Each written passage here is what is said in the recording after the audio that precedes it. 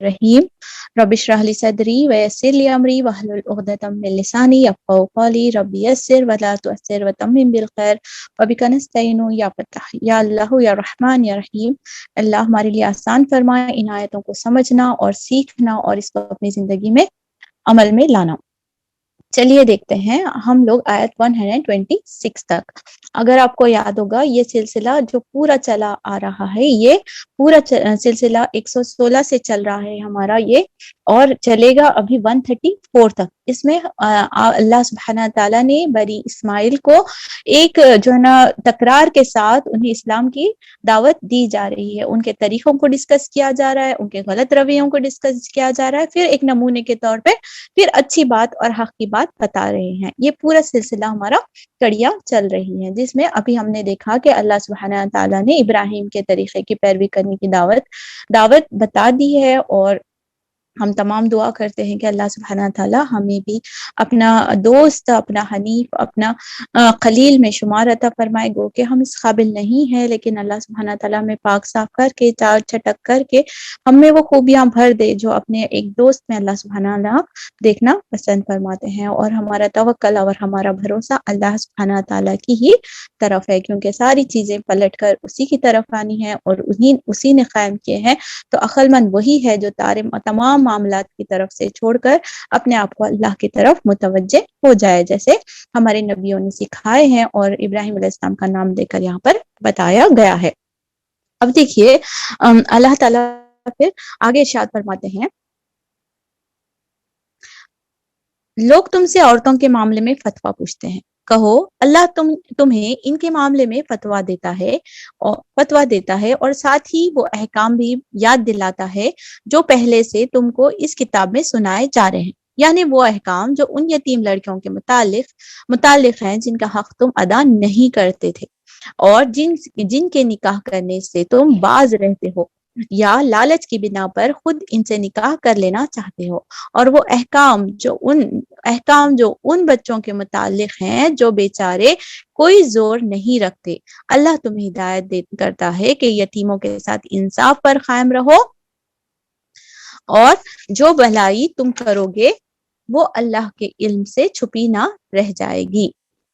یہاں پر دیکھیے ان پچھلی آیتوں کی طرف متوجہ کیا جا رہا ہے کہ اللہ سبحانہ تعالیٰ عورتوں کے معاملے میں اور جو ہے نا یتیم بچوں کے بارے میں جو ڈسکس کیا گیا ہے ان پچھلے آیتوں میں اس کی پھر دہرائی ہو رہی ہے، کیونکہ وقت یہ اس سورے میں ہم نے دیکھا ہے کہ بیچ میں اللہ تعالیٰ نے یہ اسپیشلی معاشرتی اور فیملی احکامات کو ڈسکس کیا گیا ہے۔ تو بہت ساری خطاؤں میں جو لا علمی کی وجہ سے وہاں پر ہو رہی تھی، بہت سارے بچوں کے حق مارے جا رہے تھے، اور بچیوں کو جو نکاح کے بغیر اپنے پاس رکھ لینے کا جو معاملہ بھی نہیں آیا تھا، ان تمام کو پھر سے ایک یاد دہانی، اس کی ڈسکشن ہم نے سٹارٹنگ کے سورہ نساء میں ڈسکس کر چکے ہیں۔ آگے اللہ تعالیٰ ارشاد فرماتے ہیں، جب کسی عورت کو اپنے شوہر سے بدسلوکی کا یا بے رخی کا خطرہ ہو تو کوئی ذائقہ نہیں ہے کہ اگر میاں اور بیوی کچھ حقوق کی کمی بیشی پر آپس میں صلح کر لیں۔ صلح بہرحال بہتر ہے، نفس تنگ دیدی کی طرف جلدی مائل ہو جاتا ہے، لیکن اگر تم لوگ احسان سے پیش آؤ اور خدا ترسی سے کام لو تو یقین رکھو کہ اللہ تمہارے اس طرز عمل سے بے خبر نہ ہوگا۔ بیویوں کے درمیان پورا عدل کرنا تمہارے بس میں نہیں ہے، تم چاہو بھی تو اس پر قادر نہیں ہو سکتے، لہذا قانون الہی کا منشا پورا کرنے کے لیے یہ کافی ہے کہ ایک بیوی کی طرف اس طرح نہ جھک جاؤ کہ دوسری کو آدھا لٹکتا چھوڑ دو۔ اگر تم اپنا طرز عمل درست رکھو اور اللہ سے ڈرتے رہو تو اللہ چشم پوشی کرنے والا اور رحم فرمانے والا ہے۔ یہ ایک فیملی لائف کو ڈسکس کیا جا رہا ہے۔ میں آیتوں کو ایک ساتھ ایک رفت میں پڑھتی ہوں، پورا آیت نمبر 134 تک ترجمہ پڑھ کے ہم ان چیزوں کو ڈسکس کریں گے، ایک ہی ٹاپک اس میں چل رہی ہے۔ اللہ تعالیٰ آگے ارشاد فرماتے ہیں، لیکن اگر زوجین ایک دوسرے سے الگ ہی ہو جائیں تو اللہ اپنی وسیع قدرت سے ہر ایک کو دوسرے کی محتاجی سے بے نیاز کر دے گا۔ اس چیز کو بھی ہائی لائٹ کر لیجئے۔ اللہ کا دامن بہت کشادہ ہے اور وہ دانا اور بینا ہے۔ آسمان اور زمین میں جو کچھ ہے سب اللہ ہی کا ہے۔ تم سے پہلے جن کو ہم نے یہ کتاب دی تھی انہیں بھی یہی ہدایت دی تھی، اور اب تم کو بھی یہی ہدایت کرتے ہیں کہ خدا سے ڈرتے ہوئے کام کرنا۔ میاں بیوی کا رشتہ آ گیا اور تقوی کی بات نہ ہو, یہ تو ہو ہی نہیں سکتا. تو تقوی کا ذکر سبحان اللہ بیچ میں آ گیا. لیکن اگر تم نہیں مانتے تو نہ مانو, آسمان اور زمین کی ساری چیزوں کا مالک اللہ ہی ہے, وہ بے نیاز ہے, ہر تعریف سے مستحق ہے. ہاں, اللہ ہی مالک ہے اس سب چیزوں کا جو آسمانوں میں اور زمین میں ہے, اور کارسازی کے لیے بس وہی کافی ہے. اگر وہ چاہے تو تم لوگوں کو ہٹا کر تمہاری جگہ دوسروں کو لے آئے, اور وہ اس کی پوری قدرت رکھتا ہے. جو شخص میں ہے ثواب دنیا کا طالب ہے, اسے معلوم ہونا چاہیے کہ اللہ کے پاس ثواب دنیا بھی ہے اور ثواب آخرت بھی ہے. اللہ بس سمیع اور بصیر ہے. اور یہاں پر دیکھیے ایک اسپیشل کیس کو اللہ تعالیٰ نے یہاں پر ڈسکس کیا گیا ہے, کیونکہ جو میاں بیوی کا جو رشتہ ہے بہت precious, beautiful, but at the same time ایک نازک اور فیبل جسے بولیں گے وہ رشتہ ہے.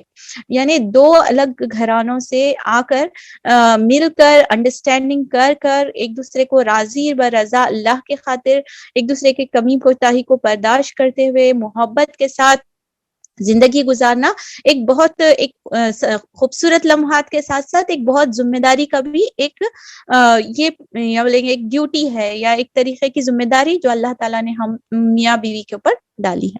اس میں کئی معاملے آتے ہیں, کئی زندگی کیسے موڑ آ جاتے ہیں.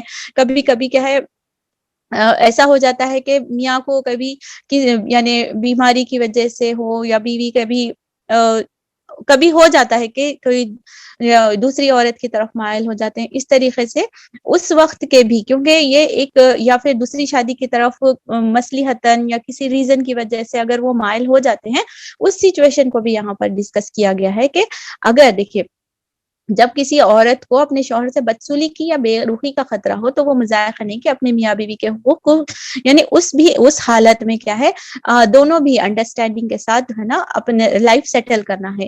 ہو سکتا ہے کہ اگر صلح کر لے اور کمی بیشی کے ساتھ, اس پوائنٹ کو اگر ہم دیکھتے ہیں تو دونوں بیٹھ کر ڈیسائیڈ کرے, اور تھرڈ پارٹی انٹرفیئر ایسا کیسا ہوا, ایسا نہیں ہو سکتا, یہ بعد میں گھر کے بعد میں جب دونوں سیٹل نہیں کرنا چاہتے, دونوں سپریشن چاہ رہے, تو بات تھرڈ پارٹی کے پاس چلی گئی. لیکن جب انٹرنل ہے تو دونوں کی بات ہو رہی ہے کہ آپس میں صلح کر لے, اور صلح بہتر ہے. اگر شوہر چاہتا ہے کہ نہیں میں جو ہے نا دونوں کو رکھنا چاہ رہا ہوں, اور بیوی بھی چاہتی ہے کہ نہیں اب میرے بچے ہیں, میں الگ سے نہیں سروائیو کر سکتی, میرے پاس میں نہیں یہ کر سکتی, ٹھیک ہے میں کچھ اپنے حقوق جو ہے نا چھوڑتی ہوں, اس طریقے اگر وہ اس کی تفسیر میں تو بہت زیادہ خلاصہ ہے, میں اس کے پر کل بہت زیادہ پڑھی تھی, تو اس میں مجھے جو جسٹ نکلا ہے میں آپ لوگوں کو, آپ بھی اس کا مطالعہ کریے. اس کا حق تو بالکل ادا نہیں ہوگا کیونکہ ایک پیچیدہ ایشو ہے. میں اپنے الفاظ میں جتنا ہلکا کر کے اسے پریکٹیکلی بتانا چاہ رہی ہوں پڑھ رہی ہوں, لیکن جس کی بھی اللہ نہ کرے کسی کی زندگی میں ایسے حالات گزر رہے ہوں, لیکن ان آیتوں کو پڑھنا چاہیے تاکہ اگر اللہ نہ کرے اپنے نہیں کسی اور کے بھی اگر اس تعلق سے حالات چل رہے ہیں تو وہاں پر ہمیں اس چیز کا شعور ہونا ضروری ہے. ایسے مسلم وومن کے تو یہاں پر ان حالات میں کیا کرنا ہے, تھوڑا کمپرومائز والا. اب باہر گئے تو ہو سکتا کہ ایک شوہر میں ایک کمی بیشی نظر آ رہی ہے, یا پھر وہ اس کی بے رخی برداشت نہیں ہو رہی, لیکن باہر جانے کے بعد میں بچوں سمیت ہو سکتا ہے کہ اتنا پیار جتنا باپ اپنے بچوں کو کرتا نہیں مل سکتا, تو وہ عورت کیا کرتی تھی کہ میں اپنے حق سے تھوڑا سا دستبردار ہونا ریڈی ہوں, بٹ میرے کو سیکیورٹی چاہیے, اپنے بچوں کا خرچہ, نان نکتا, یہ ساری سرکلز وہاں پر بتائے گئے ہیں. اس کے بعد میں یہاں پر اس چیز کو بھی, ہماری فطرت کو بھی ڈسکس کرے. اللہ نفس تنگ دلی کی طرف جلدی مائل ہو جاتا ہے, ضرور دل تنگ ہو جاتا. مرد بھی سوچتا ہے کہ ارے میرے کو انٹرسٹ ہی نہیں ہے تو میں کہیں کو رکھوں, یا عورت بھی سوچ سکتی کہ ارے ان جو دوسری طرف مائل ہو گیا ہے, یا پھر اس طریقے سے میرے کو انٹرسٹ نہیں دکھا رہا, تو پھر ہمارا بھی دل. تو اللہ تعالیٰ بول رہے ہیں کہ یہ تمام چیزیں آئیں گی, لیکن ہمارے کو اس سے اوپر اٹھ کر پریکٹیکلی سوچنا رہتا. لیکن اگر تم احسان سے پیش آؤ اور خدا ترسی سے کام لو تو تم یقین رکھو کہ اللہ تمہارے طرز عمل سے بے خبر نہیں ہے. کمپرومائز کر سکتے ہیں, برداشت کر سکتے ہیں, تو ویل اینڈ گڈ, اللہ اس کو دیکھ رہا ہے. اور ہر مومن کی ہر تکلیف کے بدلے اللہ کروڑوں اجر ہمارے لیے رکھے ہیں, ہر تکلیف, ہر بے روحی, ہر چیز کے لیے. لیکن پھر مرد کو آگاہ کیا جا رہا ہے, تمہارا جو یہ رویہ ہے ایک کے ساتھ دو, تو اللہ تعالیٰ ان چیزوں کو بتا رہا ہے کہ بیویوں کے درمیان پورا عدل کرنا تمہارے بس میں نہیں ہے. یعنی اب اگر میں ہینڈ ریس کرواؤں یہاں پر کہ کون کون اپنے شوہر کے پورے چیزاں حقوق سے یعنی شکر ہے ग्रेटफुल है तो हार्डली हम सोच सोच के हैंड रेस करेंगे, हाँ अभी ये बाकी है, वो बाकी है, अभी इनको ये करना है मेरे लिए। यानी एक बीवी को ही सेटिस्फाई करना तुम्हारे लिए मुश्किल होता है, तो अल्लाह ताला एक कमजोर पहलू की तरफ बता रहे हैं कि मजबूरी के हालत में अगर कर रहे हैं, चीजें हालात हैं तो ठीक है, अदरवाइज वहां पर भी हम सूर्य निसा की स्टार्टिंग में पढ़ रहे थे, दो दो तीन तीन चार चार करो, लेकिन बेहतर है कि एक करो। ठीक है, यहाँ पर भी उसी तरफ बताया गया है कि तुम चाहते हुए भी कादिर यानी एक यूनिफॉर्मिटी बोलेंगे या इक्वालिटी बोलेंगे, वो करना इंसान की बस की बात है ही नहीं। क्योंकि उस ये देख सकते हैं हज़रत आयशा, उसके ताल्लुक से भी इस्लाम बोलते हैं कि मेरा दिल उसकी तरफ मायल होता, तो वो दिल के ऊपर जज्बात पे नहीं, लेकिन फिजिकली हो गया, माली तौर पे हो गया, हक देना बहुत ज्यादा इंसान के लिए मुश्किल हो जाता है। उसको अल्लाह ताला आगाह करें, लिहाजा कानून इलाही की मंशा पूरा करने के लिए ही काफी है कि एक बीवी की तरफ ना झुक जाओ, दूसरी तरफ बीवी को इधर लटकता ना छोड़ दो। तो ब्यूटी ऑफ इस्लाम पढ़ने के टाइम पे क्या लग रहा है, हाँ अल्लाह इजाजत दे रहा, क्या ओके, ये ब्यूटी ऑफ इस्लाम को अगर हम देखना है तो कंपेयर टू अदर रिलीजन ये तो दीन हक है, अल्लाह ताला क्रिएटर की तरफ से ये रूल्स एंड रेगुलेशंस है। ऑन द अदर हैंड जो मर्द इसको तल्ख आयत या नेगेटिव आयत में लेने से पहले दूसरी तरफ अगर हम देखते हैं तो अगर आप सर्वे देख लें इंडिया ये अमेरिका का, यहाँ पे जहाँ पर मियाँ बीवी को शादी से पहले या बॉयफ्रेंड गर्लफ्रेंड का रिवाज है, पता चलता है कि 20 अबाव गर्लफ्रेंड्स होते हैं उनके, और उनकी क्या हैसियत है, चंद लम्हे के जस्ट हाय हेलो और just time pass, that's it. उसके बाद में ना उसको कोई हक दिया जाता है, ना उसको घर की रानी बनाया जाता है, ना उसका विरासत में कोई हक होगा, ना उसका कोई जिम्मेदारी, ना सिक्योरिटी उसके पास है, इवन दो हम उसको बुरा नहीं समझते।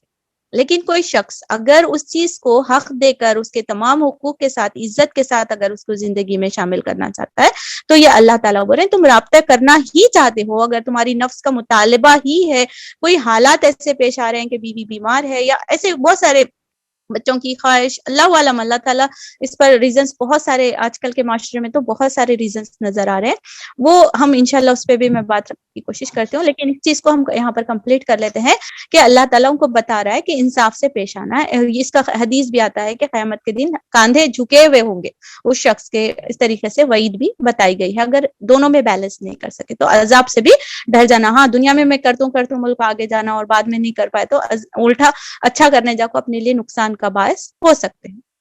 अगर तुम अपने तर्ज अमल दुरुस्त रखो और अल्लाह से डरते रहो तो अल्लाह चश्मपोशी करने वाला और रहम फरमाने वाला है। बहुत बहुत बार बार सोचकर इस स्टेप की तरफ जाना है। लेकिन अगर जोजन एक दूसरे से अलग ही होना चाह रहे, बीवी बोली अरे नहीं मेरे से बर्दाश्त नहीं होता, दूसरी बीवी बोली अरे नहीं मैं इस कोफ्त वाले माहौल में जो है ना नहीं रह सकती, कोई भी हो सकता, मियाँ भी हो सकता, फर्स्ट वाइफ भी हो सकती, सेकंड वाइफ भी हो सकती, कोई भी तीनों में से कोई भी सेपरेशन चाह रहे तो अल्लाह ताला ने एग्जिट का डोर ओपन रखा है। कंपेयर टू अदर रिलीजन वहां पर इतना आसानी से जो है ना सेपरेशन करने सदियां गुजर जा, मतलब सालों सालों गुजर जाते, उनको कोर्ट में जाना, चीजें साबित करना वो बहुत ज्यादा लंबा। लेकिन इस्लामी जो शरिया लॉ है अल्हम्दुलिल्लाह इसमें एंट्री एंड एग्जिट को, लेकिन अल्लाह का डर डालने की वजह से क्या है, इवन दो एंट्री एग्जिट सही रहने के बावजूद भी इस्लामी जो क्या बोलेंगे फैमिली लाइफ बहुत ज्यादा स्ट्रांग है। सुभान अल्लाह।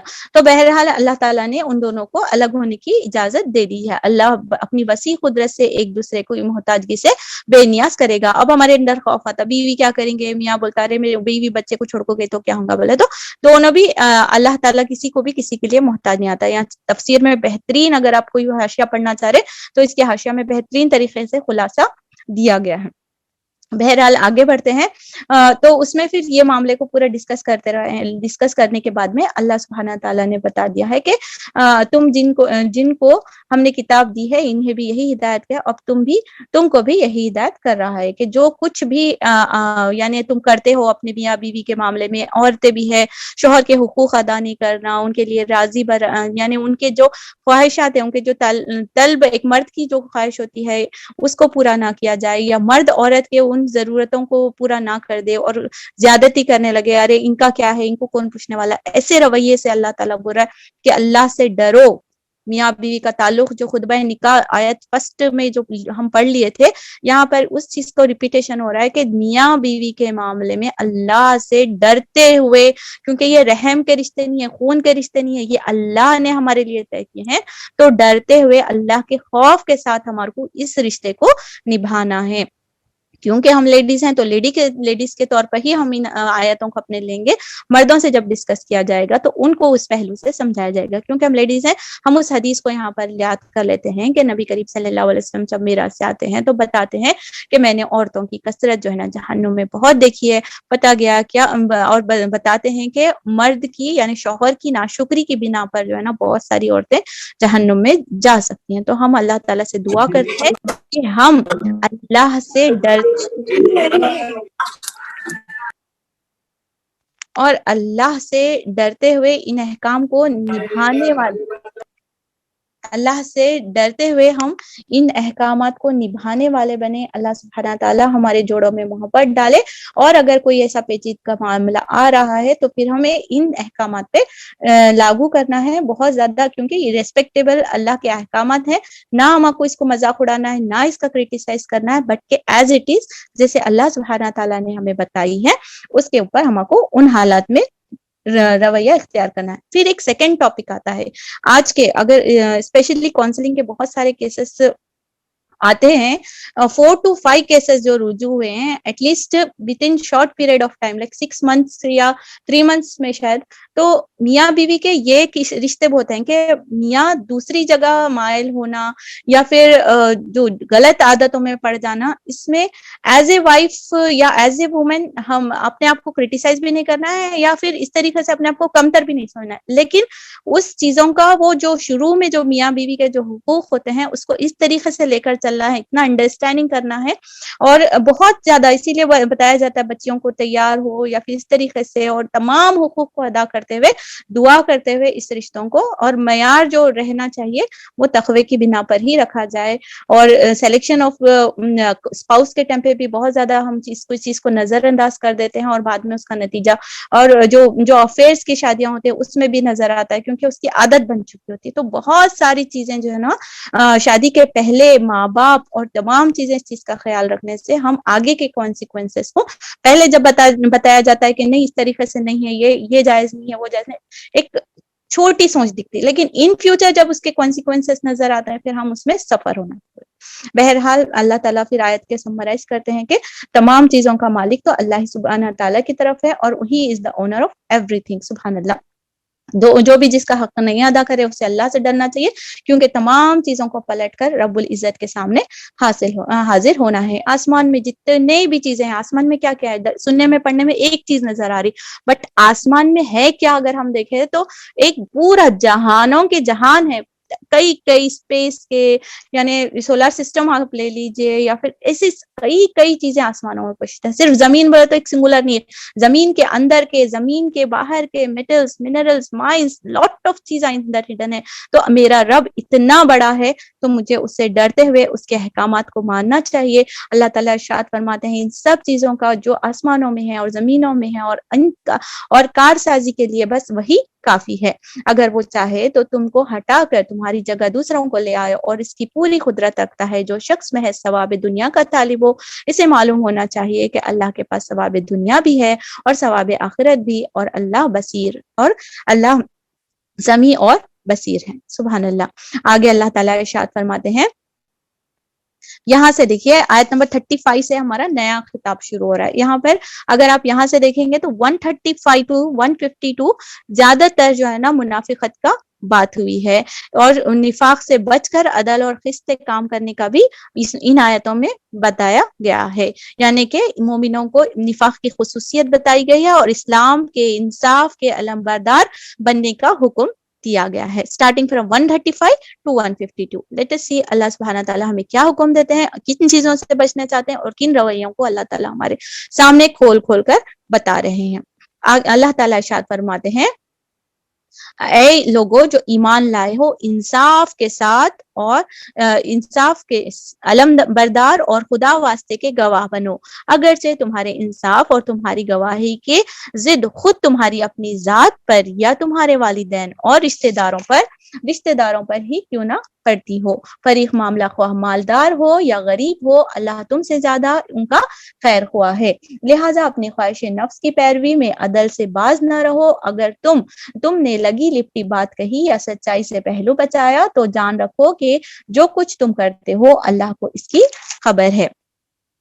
اب یہاں پر جو چیز ڈسکس کی گئی ہے، ایک کیریکٹر ہم ڈوز میں ڈالیں گے کہ اللہ سبحانہ تعالیٰ مومنوں کو ایک رویہ سکھا رہے ہیں ایز اے مومن. میں جب اپنے آپ کو مومن کہوں گی، واقعہ اور نزول کو ہم یہاں پر ڈسکس نہیں کر سکتے کیونکہ اتنا زیادہ وقت نہیں ہے. ہم صرف اس میں عمل سے پہلو کہ اللہ تعالیٰ مجھے کیا سکھا رہا ہے عنایت میں. اللہ تعالیٰ، میں نے جیسے بتایا کہ منافقوں کا یہاں پر ڈسکس شروع ہو رہا ہے، تو ہم کو اس میں سے ڈوز اینڈ ڈونٹس نکالنا رہتا. تو ڈوز میں کیا ہے؟ اللہ تعالیٰ وین آئی سے آئی ایم اے مسلم، تو میرے کو کیا ہونا چاہیے؟ مجھے کیا ہونا ہے؟ اسلام کے انصاف کے علمبردار بننا ہے کہ کہیں بھی میں ہوں تو مجھے انصاف کا ساتھ دینا ہے، کہ حق کا ساتھ دینے والے بننا ہے، کہ اپنا پروفٹ دکھ رہا تو حق کا ساتھ دے رہے، نہیں پروفٹ دکھ رہا ہم خاموش بیٹھ رہے. تو ویسے خاموش انسان جس کو حق کو دیکھتے ہوئے خاموش رہے، اسے بولتے ہیں گونگے شیطان. ہم کو ویسا بننے سے اللہ تعالیٰ بچائے. اور خدا واسطے کے گواہ بنو. اگر آپ کسی کی چیز کے گھروں میں، اب ہم تو لیڈیز ہیں، زیادہ ہمارا واسطہ باہر نہیں ہوتا، لیکن گھروں میں کسی چیز کی شہادت دی جاتی ہے، کسی چیز کے جو ہے نا غلط الزامات لگائے جاتے ہیں، بچیوں کے اوپر ہو گیا، بچوں کے اوپر ہو گیا، ہم کئی کچھ ہے نا بھی بیچ میں، یا اس طریقے سے بھووں کے پر الزام تراشی ہو رہی ہے، یا اس طریقے کے کسی بھی چیز میں ارے میرا معاملہ نہیں ہے، میں اس سے دور رہتا ہوں، تو نہیں. آپ مسلم ہونے کے ناطے سے آپ کو جو ہے نا، اگر آپ کو پتا ہے اور آپ شہادت دینے کے لائق ہیں اور آپ اس کے گواہ ہیں، تو آپ کو اس کے لیے گواہ دینا پڑے گا. اگرچہ انصاف اور تمہاری گواہی کے ضد خود تمہاری اپنی ذات یا تمہارے اپنے والدین اور رشتہ داروں پر ہی کیوں نہ پڑتی ہو. ہم دیکھتے ہیں ہمارے بچے کس کو تو مار رہے سو دیکھتے ہیں، بٹ کیا بولتے ہیں؟ ارے جانے دو نا بھائی، چھوٹا ہے، یا پھر اس طریقے سے ہم اس کا سائڈ دینے لگتے ہیں. تو ایٹ لیسٹ ہم ان چھوٹے لیول پر بھی ہم اگر حق کام کرنا سیکھ گئے تو ہم اپنے بچوں کو ٹیچنگز دیتے ہیں کہ وہ بڑے ہو کر بڑے معاملات میں جب وہ پڑھیں گے تو وہ اس چیز پر بھی حق میں قائم ہونے. کئی کانسیپٹ جو ہے نا کمپنیز میں سے یہ کانفلکٹس پیدا ہو جاتے ہیں، باہر بزنس میں سے کانفلکٹ پیدا ہو جاتے ہیں، دیکھ کر سمجھ کر ڈیلنگ. چٹی نے دیا ہم دیکھ لیتے، ریسیپٹ نے ملی دیکھ لیتے، نظر انداز کرتے. میں کہ کو معاملے میں پڑھوں، you have to speak at that moment, کیونکہ ایک حقدار کا حق مارے جانا بھی جو ہے نا ظلم ہو جاتا. تو اس وقت مجھے اور آپ کو اس چیز کی گواہی دینا ضروری ہو جاتا ہے. فریق معاملہ خواہ مالدار ہو یا غریب. ہاں امیر لوگ آ رہے ہیں تو پہلے جا کو ہم کو سائڈ لینے دیتے ہیں. اللہ تعالیٰ اس کمزوری کو بھی یہاں پر ڈسکس کر رہے ہیں کہ امیر ہو یا غریب ہو، ہم کو ان حق کا ساتھ ہی دینا چاہیے. لگی لپٹی بات بھی نہیں بولنا. ہاں کیا ہے کہ ہو سکتا ہے when you're sure right and true and false کے بیچ میں، یا صحیح اور غلط کے بیچ میں، تو آپ کو لگی لپٹی بات بولنا بھی، بیچ والی بات بولنا، دریا ہاں ہوں گا بھابھی ایسا کرے ہوں گے، نہیں معلوم میرے کو، نہیں کرے تو نہیں کرے، اس طریقے سے مطلب بہت زیادہ اچھے حکمت کے ساتھ ہم کو صحیح بات کرنے کی اللہ تعالیٰ توفیق عطا فرمائے. ایک کیسا کیریکٹر نظر آ رہا کہ اللہ تعالیٰ ایک بہترین کیریکٹر جو ہے نا مسلمانوں کے قرآن میں ہم کو سکھا رہے ہیں. اے لوگوں جو ایمان لائے ہو. کون ہے؟ ہم سب کیا ہے؟ جب بھی ایسے بات آتی تو فوراً ہم کو، کیونکہ احکامات یوزولی اللہ تعالیٰ بتاتے ہیں ان الفاظ کے بعد میں، فوراً ہم اپنے دل کے ساتھ گواہ رہنا. ہاں اللہ تعالیٰ سننے کی طرف متوجہ ہونا. تو اللہ تعالیٰ کیا بول رہے ہیں؟ دیکھیے، اے لوگوں جو ایمان لائے ہو، ایمان لاؤ. یہ کیا بات ہوئی؟ اللہ تعالیٰ ایمان لانے والوں کو کہہ رہے ہیں کیا؟ ایمان لے آؤ. اس میں نے دیکھا کہ تفسیر میں جو لکھا ہوا ہے اس کے مطابق جو ہے نا، سچے دل سے مانے، پوری سنجیدگی اور اخلاص کے ساتھ مانے، اپنی فکر کو، اپنے مذاق کو، اپنی پسند کو، اپنے رویے کو، اپنے چلن کو، اپنی دوستی کو، اپنی دشمنی کو، اپنی سعی اور جہد یعنی اپنی کوششوں کو پورے جو ہے نا مصرف کو بالکل اس عقیدے کے مطابق بنا لینا جس پر ایمان لایا ہے. یعنی کہ جب ہم ایمان لائے بول کر اپنا دوغلا رویہ اختیار کرنا، منہ سے ایمان لانے کا دعویٰ کرنا، پرسنل لائف میں جو ہے نا اس کا پرفارمنس نظر نہیں آنا، ایز اے ٹرو مسلم ہمارا بیہیویئر نہیں ہونا، تو ان لوگوں کو اللہ تعالیٰ یہاں پر ایڈریس کر کے بتا رہے ہیں کہ اے لوگوں جو ایمان لائے ہو. Already we are seeing you are مومن، no be a good Muslim, ہے نا. ایمان لاؤ اللہ پر. ایک سیکنڈ. وہ جو ایمان لائے ہو، ایمان لاؤ اللہ پر اور اس کے رسول پر اور اس کی کتاب پر جو اللہ نے اپنے رسول پر نازل کی ہے، اور اس کتاب پر جو اس سے پہلے وہ نازل کر چکا ہے، جس نے اللہ اور اس کے ملائکہ اور اس کی کتابوں اور رسولوں اور روز آخرت نے اسے کفر کیا جو کفر کیا وہ گمراہی میں بھٹک کر بہت دور نکل گیا، رہے وہ لوگ جو ایمان لائے پھر کفر کیا، پھر ایمان لائے پھر کفر کیا، پھر اپنے کفر سے بڑھتے چلے گئے، تو اللہ ہرگز ان کو معاف نہ کرے گا اور نہ کبھی ان کو راہ راست دکھائے گا۔ پھر اللہ سبحانہ تعالیٰ مجھ سے اور آپ سے ایک پرفیکٹ مسلم، ایک پرفیکٹ پریکٹسنگ مسلم بننے کا مطالبہ کر رہے ہیں، اور وہ کیسا ہے؟ اللہ کے اوپر ایمان لانا ہے، رسول پر، ان کی کتابوں پر، اور اس کتابوں پر بھی جو نبی کے سے پہلے نبیوں پر، رسولوں پر نازل کی گئی ہیں، اور جس کے اوپر پورے ایمان مجمل اور ایمان مفصل کو جو ہے نا ڈیٹیل میں بتایا گیا۔ وین آئی سے مومن، تو میرا عقیدہ کیا ہونا چاہیے اس کو پہلی آیت میں بتایا گیا 136 میں۔ 137 میں پھر اللہ سبحانہ تعالیٰ بولیں کہ ڈاواں ڈول والا رویہ نہیں رہنا، آنکھ مچولی جیسا ایمان نفاق کرے نہیں کرے نہیں کرے۔ کیسا ہوتا معلوم؟ اس کی مثال کیسی ہے؟ لائٹ بلب آیا، سوئچ آن ہوا، ٹمٹمانا شروع ہوتا، دیکھیں وہ بلب، ہاں اب سمجھ نہیں آ رہا، پھٹ کو چلے جانے والا۔ تو ہمارے ایمان کا حال اس طریقے سے نہیں رہنا۔ when we say Muslim ourselves declare کر دیے کہ میں گواہی کے ساتھ، دل کی گواہی کے ساتھ، صبح شام اذکار میں منیمم 10 بار پڑھنا ہے، ہم دعا میں پڑھتے ہیں لا اشہد ان لا الہ الا اللہ وحدہ لا شریک لہ واشہد ان محمدا عبدہ رسولہ، دل کی گہرائیوں کے ساتھ جب ہم بولتے ہیں تو میری لائف میں میرے رسول کی اطاعت اور میرے اللہ کے احکام میری زندگی کا جز بن جائے۔ ڈاواں ڈول والی کشتی کو دیکھا اللہ تعالیٰ بول رہے ایمان لائے پھر کفر کیا، پھر نافرمانی کرے پھر کفر کیا، تو اللہ سبحانہ تعالیٰ بول رہے ہیں کہ اسپیشلی انجانے میں کیے ہوئے گناہ کو تو پھر بھی اللہ تعالیٰ یہ کرتے ہیں، لیکن اللہ ہرگز ان کو معاف نہ کرے گا۔ یہ میرے اور آپ کے جملے نہیں، اللہ تعالیٰ یہاں پہ بول رہے ہیں کہ ہرگز ان کو نہ معاف کرے گا اور نہ کبھی ان کو راہ راست دکھائے گا۔ وہ لوگ کیا کرتے تھے؟ لاسٹ سورے میں بھی ہم پڑھ گئے، صبح ایمان لاؤ شام میں کفر کر لو، تاکہ ان لوگوں کی جو ہے نا جتھوں کو چھوڑ دے، ان لوگوں کا یہ رویہ تھا۔